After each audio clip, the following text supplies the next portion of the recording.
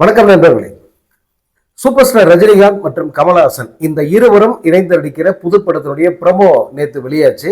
வெளியாகி 24 மணி நேரம் ஆகியிருக்கு. இந்த 24 மணி நேரமும் இந்த ப்ரமோ பற்றி தான் உலகம் முழுக்க பேசிக்கிட்டு இருக்காங்க. இது தமிழ் சினிமா அல்லது தெலுங்கு சினிமா அல்லது இந்தி சினிமா, இந்திய சினிமா இதெல்லாம் தாண்டி உலகெங்கும் வாழ்கிற ரஜினி ரசிகர்கள், அதே போல கமல் ரசிகர்கள், சினிமா விரும்பிகள் இவர்கள் அனைவருமே மிகுந்த மரியாதையோடும் மிகுந்த ஆவலோடும் எதிர்பார்க்கிற படமாக இந்த கேஹெச் இன்ட்டு ஆர்கே இந்த படத்தினுடைய படப்பிடிப்பு எப்போ தொடங்கும், இந்த படம் எப்படி இருக்கும், இந்த படத்துல யார் ஹீரோ, ஏன்னா ப்ரமோவிலே கேட்டுடுறாங்க யார் ஹீரோ அப்படின்னு சொல்லிட்டு. பலர் இந்த இந்த படத்தை பொறுத்த வரைக்கும் ரஜினி வில்லன், கமல் ஹீரோவா இருப்பாரு அப்படின்னு சொல்லிட்டு இருக்காங்க. இன்னும் சிலர் இல்ல இல்ல ரெண்டு பேருக்கும் சமமான ஸ்பேஸ் இருக்கும், நிச்சயமா ஒருத்தர் ஒருத்தர் எதிர்க்கிற மாதிரியான கதையா இது இருக்காது அப்படின்னு சொல்றாங்க. இன்னும் சிலர் ஒரு அந்த படத்தில் அந்த டைட்டில்ல நெல்சன் பிரசன்ட் பண்ண விதத்தை வச்சு இந்த படத்தை பொறுத்த வரைக்கும் சூப்பர் ஸ்டார் ரஜினிகாந்த் அவர்கள் தான் ஹீரோ, உலகநாயகன் கமலஹாசன் அவர்கள் இந்த படத்துக்கு வில்லனாக வருவதற்கு வாய்ப்பு அதிகம் அப்படின்னு சொல்றாங்க. காரணம் என்னன்னா, இந்த டைட்டில் போடும்போதே உலகநாயகன் கமலஹாசன், அதே போல சூப்பர் ஸ்டார் ரஜினிகாந்த் போடுறாங்க இல்லையா, அதில் கமலஹாசன் அப்படின்னு முடியும் போது ஏஎன் அப்படிங்கிறத ஒரு தனி கலர்ல காட்டியிருப்பாரு நெல்சன். அதாவது ஏஎன் அப்படின்னா ஆன்டகனிஸ்ட், வில்லன். அதே போல ரஜினிகாந்த் அப்படிங்கிறதுல முடிகிற எச்ங்கிறத தனியாக காட்டியிருப்பாரு, அதாவது அவர் தான் ஹீரோ. இப்படி சிலர் அதுக்கு டீகோட் பண்றாங்க. ஆனா இதுல நீங்க கவனிச்சு பார்த்தீங்கன்னா, ரஜினி கமல் ரெண்டு பேரும் நடந்து வராங்க. வரும்போது ரஜினி சார் சாவியை அப்படி ஸ்டைலா தூக்கி அடிப்பாரு, அதை கமல் அதை கேட்ச் பிடிப்பாரு. பிடிச்சிட்ட பிறகு காரில் ரெண்டு பேரும் ஏறி உட்காடுறாங்க. கமல் டிரைவர் சீட்டில் உட்கார்றாரு, ரஜினி அந்த ஃப்ரண்ட் சீட்டில் கோ பைலட்டாக உட்கார்றாரு. அப்படின்னா என்ன அர்த்தம்னா, ஒன்று அதாவது அதுக்காக டிரைவர் வேலை அப்படி அர்த்தம் இல்லை. இப்போ இளமை ஒஜனாடு படம் பார்த்துருப்பீங்க. அந்த படத்தில் சூப்பர் ஸ்டார் ரஜினிகாந்த் முதலாளி, கமல்ஹாசன் அவர்கிட்ட வேலை பார்க்குறவர். ஆனால் ரெண்டு பேரும் ஃப்ரெண்ட்ஸு. இந்த முதலாளி தொழிலாளி அப்படி இல்லாமல் ரெண்டு பேரும் க்ளோஸ் ஃப்ரெண்ட்ஸு. ஒரு அம்மாவுக்கு ரெண்டு பிள்ளைகள் மாதிரியே தான் அவங்கள நடத்துவாங்க அந்த வீட்டில். ஆனால் ஸ்டேட்டஸ் வைஸ் பார்க்கும்போது அவர் ரஜினி அப்படி அந்த இடத்துல இருப்பார். இப்போ இந்த கார் ஓட்டுற போது காரை கமல் ஓட்டுறாரு, ரஜினி ஒரு பாஸ் மாதிரி ஒரு அந்த சீட்டில் உட்கார்றாரு. அப்படி சிலர் இதற்கு அர்த்தம் கற்பிக்கிறார்கள். சரி, எது எப்படியோ இந்த இரண்டு பேருமே ஒரு இந்த திரையை ஆளப்போகிறாங்க. ஏற்கனவே அவங்க ஆண்டுகிட்டு தான் இருக்காங்க. இந்த படத்துல ஒட்டுமொத்த அந்த திரை உலகையும் ஆளப்போகிற இரண்டு இமயங்களாக நம்ம அதை பார்க்குறோம். ரொம்ப மகிழ்ச்சியாக இருக்குது உண்மையாகவே. இந்த இந்த இந்த ப்ரமோவுக்கு கிடைச்சிருக்கிற ரெஸ்பான்ஸ் இருக்க 24 மணி நேரத்தில் 25 மில்லியன் இந்த ப்ரமோஷனுக்கு பார்வைகள் கிடைச்சிருக்கு. அது யூடியூப்பு, அதே போல் இன்ஸ்டா, ட்விட்டரு, இப்படி. ஏன்னா இந்த ப்ரொமோவை பொறுத்த வரைக்கும் ஒன்லி இதில் மட்டும்தான், அதாவது யூடியூப்பில் மட்டும்தான் அப்படின்னு விடலை. அவங்க எல்லா தளங்களிலையும் அதை ஸ்ட்ரீம் பண்ண விட்டாங்க. அதனால் குமுலேட்டிவாக இந்த படத்துக்கு இவ்வளோ வியூஸ் அப்படின்னு சொல்லிட்டு அவங்க அறிவிச்சிருக்காங்க, பட தயாரிப்பு நிறுவனம். இதில் நெல்சனுக்கு மிகப்பெரிய பாராட்டு குவியுது நெல்சனுக்கு. ஏன்னா இது ரஜினி ரசிகர்கள், கமல் ரசிகர்கள் இதையெல்லாம் தாண்டி பொதுவாகவே இந்த படம் குறித்த பார்வை எப்படி இருக்குன்னா, இந்த ரெண்டு பேரையும் ஹேண்டில் பண்ணுறதெல்லாம் சாதாரண விஷயம் இல்லையா.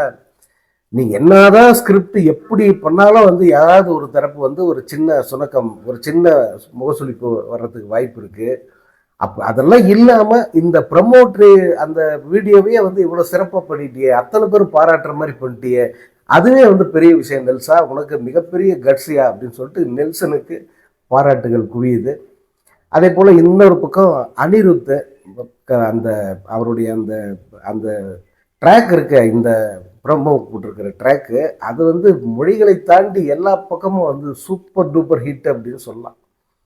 அந்த ஆஜா ராஜான்ற அந்த ட்ராக் பாடாத வாயே இல்லை அப்படின்னு சொல்லலாம். அந்த அளவுக்கு மிகப்பெரிய ஒரு ஹிட் அடிச்சிருக்கு அந்த சிங்கிள் ட்ராக்கு. வித்து இந்த ப்ரொமோ வீடியோ. எல்லோருமே வந்து ரொம்ப மெய்மறந்து பார்க்குறது என்னென்னா, ரஜினி கமல் 2 பேருமே சிறப்பாக பண்ணால் கூட நான் வந்து உடனே அது ரஜினிக்காக நான் கூடுதலாக பேசுகிறேன் அப்படின்னு யாரும் நீங்கள் நினைக்க வேணாம். நான் சொல்கிறது எல்லாம் எந்த அளவுக்கு உண்மைன்னு சொல்லிட்டு நீங்கள் மீடியாவை பார்த்தீங்கன்னாலே தெரியும். நான் என்னதான் இவங்க கேஹெச் ஆர்கே அப்படின்னு சொல்லிட்டு இந்த வரிசையை இப்படி வச்சா கூட மீடியா எப்படி இந்த படத்தினுடைய செய்திகளை சொல்லுது, அப்படி சொல்லும் பொழுது ரஜினி கமல் பெயரை அவங்க எப்படி உபயோகிக்கிறாங்க அப்படின்னு பார்த்தாலே புரியும். ரஜினி தான் முதல்ல அவங்க சொல்லுவது, இது ரஜினி கமல் படம். ரஜினி வந்து அவர் பெருந்தன்மையாக விட்டு கொடுத்துருக்காரு, இல்லை அவரைத்தான் வந்து விரும்பி கமல் பெயரை வந்து முன்னிலைப்படுத்துங்கன்னு சொல்லியிருக்காரு. அதே போல் வீடியோவில் நீங்கள் பார்த்தீங்கன்னா எல்லா ஃபஸ்ட்டு வந்து கமல் எடுப்பார், அதுக்கு அடுத்து ரஜினி, அந்த மாதிரி தான் காட்டியிருப்பாங்க. அந்த கடைசி கூலர் எடுக்கும்போது மட்டும் வந்து டக்கு டக்குன்னு வந்து இது அவர் தான் இவர் தான் கேட்காம அவர்கள் விருப்பம் எதுன்னு சொல்லிட்டு அதில் வச்சுருப்பாங்க. இது எல்லாத்திலையுமே வந்து கமலுக்கு ஒரு முன்னுரிமையை ரஜினி வந்து கொடுத்துருக்காரு அப்படின்ட்டு நான் சொல்லலை, ஒட்டுமொத்த மீடியாவுமே வந்து சொல்கிறத நீங்கள் கேட்கலாம். நீங்கள் பல நேற்றுலேருந்து பல ஆயிரக்கணக்கான வீடியோக்கள் செய்திகள் வந்திருக்கு. அந்த செய்திகள்லாம் பாருங்கள், அவங்க எப்படி இந்த பெயரை இந்த இருவரையே வந்து எப்படி அவங்க வரிசைப்படுத்துகிறாங்க அப்படிங்கிறது வந்து உங்களுக்கு புரியும். ஸோ இனி அதை பற்றி நம்ம கவலைப்பட வேண்டிய அவசியம் இல்லை. The world knows everything about Rajini and Kamal. அதே போல் அவங்க 2 பேருடைய ஸ்டேச்சர் என்ன அப்படிங்கிறது தெரியும். கமர்ஷியல் சினிமாவில் ரஜினி எங்கே இருக்கார் அப்படிங்கிறது எல்லாருக்குமே தெரியும். அதனால் இனி இதை பற்றி நம்ம பேச வேண்டிய அவசியம் இல்லை. இந்த படத்தை வந்து நம்ம செலிப்ரேட் பண்ணுறதுக்கான வேலைகள் என்னவோ அதுக்கு இப்போ இருந்தே வந்து நம்ம ப்ரிப்பேர் ஆகணும். ஏன்னா இப்போ படம் வந்து இது இப்போ வரப்போகிற படம் இல்லை. 2027 பொங்கலுக்கு வந்து எது வருது, 173 சிபி சக்கரவர்த்தி இயக்கிற படம் 2027 பொங்கலுக்கு வருது, அதாவது அடுத்த பொங்கலுக்கு.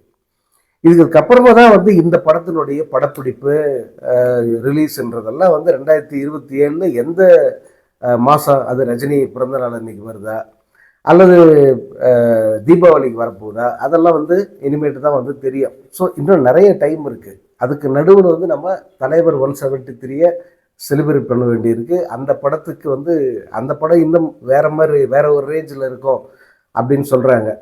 அதனால் நம்ம இனி இந்த இந்த இந்த இன்டர்னல் இந்த பாலிடிக்ஸ் மாதிரியான எதையும் வந்து நம்ம இனிமேல் பேச வேண்டிய அவசியம் இல்லை.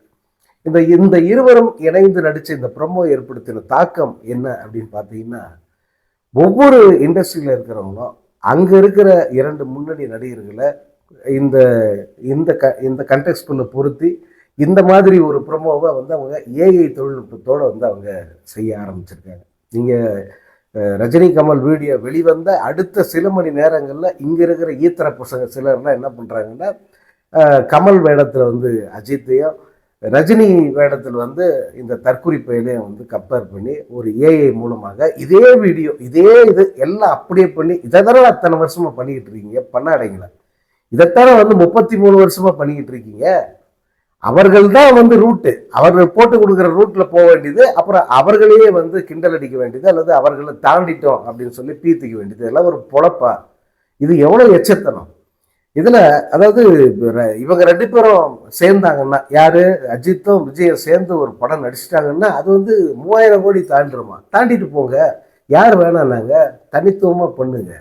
ஏன் இவங்களை காப்பி அடிக்கிறீங்க? இவங்க அதாவது கமல்ஹாசன் ரிட்டையர் ஆன நடிகர், ரஜினி வந்து ஒன்றும் கிடையாது, இவன் தான் எல்லாத்துலேயும் உச்சான். நீங்கள் 2 பேரும் ஒரு தனி ட்ராக் தனி ரூட் போட்டு காட்டுங்களா பார்ப்போம். இந்த இண்டஸ்ட்ரியை அடித்த பெருமை மட்டும்தான் உங்களுக்கெல்லாம் உண்டு. இந்த இண்டஸ்ட்ரியில் ஏதாவது உங்களால் 1 இன்ச்சு வளர்ந்துருக்கா? இந்த தமிழ் சினிமா இவர்களால் 1 இன்ச்சு வளர்ந்துருக்கா? அது குறிப்பாக இந்த விஜயால் இந்த தமிழ் சினிமா எவ்வளோ குட்டிச்சவரை போயிருக்கு அப்படிங்கிறத வந்து யோசிச்சு பாருங்க. எங்கே அதாவது ஒரு ஆரோக்கியமான ஒரு சூழல் அப்படிங்கிறது இல்லாத அளவுக்கு எங்கே பார்த்தாலும் வந்து வன்மம், வெறுப்பு, நச்சு, சண்டை, இவ்வளோ கேவலமாக வந்து இந்த சினிமா இண்டஸ்ட்ரியையும் சினிமா ரசிகர்களையும் மாற்றின பெருமை வந்து இவர்களை தான் சேரும். இவங்கெல்லாம் வந்து தமிழ் சினிமாவுக்கு எந்த வகையிலையும் பெருமை சேர்க்கல, மாறாக இந்தியா முழுக்க காரி துப்புற அளவுக்கு இந்த 2 ரசிகர்களும் சண்டை போட்டுக்கிட்டது தான் மிச்சம். இவங்க கேட்டு வந்து இந்த வீடியோவில் இந்த ப்ரொமோ வீடியோ மாதிரியே வந்து அப்படியே காப்பி இந்த 2 பேரையும் வச்சு காப்பி அடித்து விடுறாங்களாம். இதே கெட்டப்பு, இதே ஹேர் ஸ்டைலு, இதே கூலர்ஸு, அப்படியே ரஜினி கமல் இது 2 பேர் இவங்க அந்த 2 இடத்துல இவங்க 2 பேரையும் வச்சு இவங்க உருவாக்கியிருக்காங்க. மலையாளத்தில் பார்த்தா மோகன்லால், மம்முட்டி, இவங்க ரெண்டு பேரும் இப்படி ஒன்றா சேர்ந்து ஒரு படம் அதுக்கான அவசியமே கிடையாது. இப்படி ஒரு ப்ரோமோ அவங்களுக்கு விட வேண்டிய அவசியமே கிடையாது. ஏன்னா அவங்க அண்மை காலம் வரைக்கும் ரெண்டு பேரும் சேர்ந்து நடிச்சுக்கிட்டே தான் இருக்காங்க. மம்முட்டி, மோகன்லால் இவங்க ரெண்டு பேரும் சேர்ந்து நடித்த படம் அப்படின்னு பார்த்தா அதுவே 100 தாண்டும். அவ்வளோ படம் ரெண்டு பேரும் சேர்ந்து நடிச்சிருக்காங்க. அதே போல் மற்ற மொழிகளிலும் வந்து இந்த இரண்டு, அதாவது ரஜினி, கமல் இந்த இருவரையும் எடுத்துட்டு அதுக்கு பதில் வந்து அவங்க ஃபேவரட் நடிகர்களை வச்சு ஒரு வீடியோ வந்து ரெடி பண்ணி விடுறாங்க. ரெடி பண்ணி விடுறதுல ஒரு தப்பும் இல்லை, யாரும் வந்து அதை குறையா சொல்லலை. அவர்கள் இதை ரசிக்கிறாங்க. அதனால தனக்கு ஃபேவரான ஒரு நடிகரை இதில் பொருத்தி பார்க்கறது இயல்பானது, புரிஞ்சிக்கிறது தான். மற்ற லாங்குவேஜில் இப்போ மம்முட்டி, மோகன்லால்னா அது நம்ம புரிஞ்சுக்கிறோம், அதை நம்மளே கூட ரசிக்கிறோம். ஆனால் இந்த கிரிமினலுங்க என்ன பண்ணுறானுங்க, இவங்க ரெண்டு பேரும் நடிக்கிறதெல்லாம் ஒன்றும் பெரிய விஷயம் இல்லை. இந்த ப்ரொமோ வீடியோவோ அல்லது ரஜினி கமல் சேர்ந்து நடிக்கிற படமும் வந்து ரிலீஸ் ஆனால் அது செய்கிற வசூலை விட இவங்க ரெண்டு பேரும் சேர்ந்து நடிச்சிட்டாங்கன்னா அது செய்கிற வசூல் வந்து அப்படி மலையை நிமித்தி மல்லாக்கு போட்டுருவாங்களாம். அப்படி வந்து ஒரு எச்சத்தரமான வேலையை வந்து பண்ணிக்கிட்டு இருக்காங்க.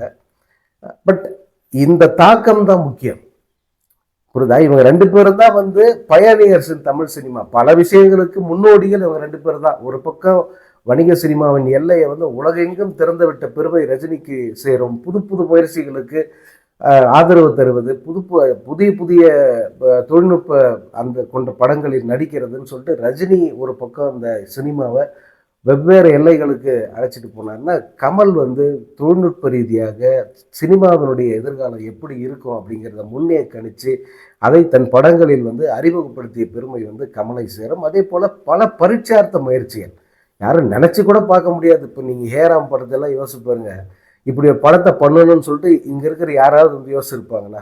அல்லது நிறைய படம், இந்த ஒரு படம் இல்லை, பல படங்கள் வந்து கமல் செய்த பரீட்சார்த்த முயற்சிகள் வந்து இந்த தமிழ் சினிமாவுக்கே உரமாக அமைஞ்சிருக்கு. அப்படி இவங்க ரெண்டு பேரும் போட்டு கொடுத்த ரூட்டில் இன்னைக்கு இந்த நாதாரிங்க போதுங்க. ஆனால் அந்த நன்றி உணர்ச்சியோ மரியாதையோ தங்களது குருமார்களுக்கு நம்ம காட்ட வேண்டிய அந்த அந்த மரியாதை என்ன அப்படிங்கிறது கூட தெரியாத ஒரு தற்கொலை பயல்களாக இதுங்கெல்லாம் இருந்ததுனால தான் வந்து இப்படி ஒரு காட்டுமிராண்டி கூட்டம் உருவாகி இன்னைக்கு தமிழ் சினிமா மட்டும் இல்லை, இந்த தமிழ் சமூக சூழலையே வந்து கேவலப்படுத்திக்கிட்டு இருக்காங்க. அத்தனை பேர் வந்து காரி துப்புற அளவுக்கு வந்து அந்த நிலைமை மாறி இருக்கு. பட் இந்த ப்ரமோ இந்த 24 மணி நேரம் கடந்த பிறகும் கூட பேசு பொருளாக இருக்கு, ட்ரெண்டிங்கில் போயிட்டு இருக்கு. இது இந்த இந்த பேச்சுங்கிறது வந்து இப்போதைக்கு வந்து இது நிற்காது. நீங்கள் ரஜினி படம் அடுத்து வந்தால் கூட நீங்கள் பாருங்கள், ரஜினி வந்து இதை ஒரு பாணியாக வந்து மாத்துறாரு. அவர் படங்களில் ஒரு படம் நடித்தாருனாக்கா அடுத்த படத்தை தொடங்குறதுங்கிறது 2 வருஷம் கூட கேப் விடுவார், 3 வருஷம் கூட கேப் விடுவார். இப்போ அப்படி இல்லை, ஒரு படம் நடிச்சுக்கிட்டு இருக்கும்போதே அடுத்த 2 படத்தோடைய வேலைகளை வந்து அவர் ஸ்டார்ட் பண்ணுறாரு, ப்ரொமோ ரெடி பண்ணுறாரு. இப்போ ஷூட் பண்ண வேண்டிய படம், இதுக்கு அடுத்து ஷூட் பண்ண வேண்டிய படம், இது ரெண்டுத்தை பற்றியும் இந்த தமிழ் சினிமா மட்டும் இல்லை ரசிகர்கள் மறந்துடக்கூடாது. அதுதான் முக்கியமான காரணம். ஏன் ரஜினி இதை செய்கிறாரு, இதை நான் நேற்றைய வீடியோவில் குறிப்பு நான் நினச்சேன், பட் பயணத்தில் இருந்து பேசுனதுனால அதை மறந்துட்டேன். ஏன் ரஜினி இதை செய்கிறாரு அப்படின்னா, இந்த சூழலுக்கு ஏற்ற மாதிரி வந்து அவரும் மாறுறாரு. இப்போது இந்த சோசியல் மீடியாவில் ட்ரெண்டிங்கிறது அதிகபட்சம் 24 மணி நேரம் தான், அல்லது 2 நாள் பேசுவாங்க, அப்புறம் அதை மறந்துடுவாங்க, அடுத்த டாபிக் வந்துடும். கண்டென்ட் கிடச்சிக்கிட்டே இருக்கிறதுனால வந்து அவங்க ஓடிக்கிட்டே இருக்காங்க. ஆனால் இந்த சினிமா பெரிய அளவுக்கு போகணும். இது சாதாரணமாக வந்து ஒரு 300 கோடி 400 கோடி அப்படி ஒரு கமர்ஷியலில் அப்படி ஒரு டச்சு. அதே போல் ஒரு பெரிய படம், ஜனங்கள்லாம் கொண்டாடின படம் அப்படின்னு சொல்கிற அளவுக்கு நின்றுடக்கூடாது. காலத்துக்கு மறக்க முடியாத, இன்னும் ஒரு 50 ஆண்டுகள் கழிச்சு பார்த்தா கூட வந்து இந்த தமிழ் சினிமாவில் மறக்க முடியாத ஒரு படமாக இந்த படம் அமையணும் அப்படிங்கிறது ரஜினி சாருடைய விருப்பம். அதனுடைய விளைவு தான் இந்த ஜெயிலருக்கு இதே மாதிரி தான் பண்ணார். ஜெயிலர் அது வந்து மிகப்பெரிய அளவு கை கொடுச்சு. இப்போ வரைக்கும் ஜெயிலரை அந்த ப்ரொமோவுக்காக வந்து நம்ம பேசிக்கிட்டே இருக்கோம், ஜெயிலர் 2. அதே போல் தான் இப்போ இந்த ரஜினி கமல் அவங்க இருவருடைய படமும் கூட இந்த படம் ரிலீஸ் ஆகிற வரைக்கும் வந்து இந்த ப்ரொமோ பற்றியே பேசிக்கிட்டு இருப்பாங்க. அந்த அளவுக்கு மிகச்சிறப்பாக இந்த ப்ரொமோ வந்து செஞ்சுருக்காங்க. மிகப்பெரிய அளவுக்கு பேசு பொருளாகி இருக்கு. அந்த வகையில் இந்த படம் எப்பேற்பட்ட வெற்றி, எப்பேற்பட்ட வசூலை பெறும் அப்படிங்கிறது கட்டியம் கூறுவது போல இந்த ப்ரொமோ இருக்கு.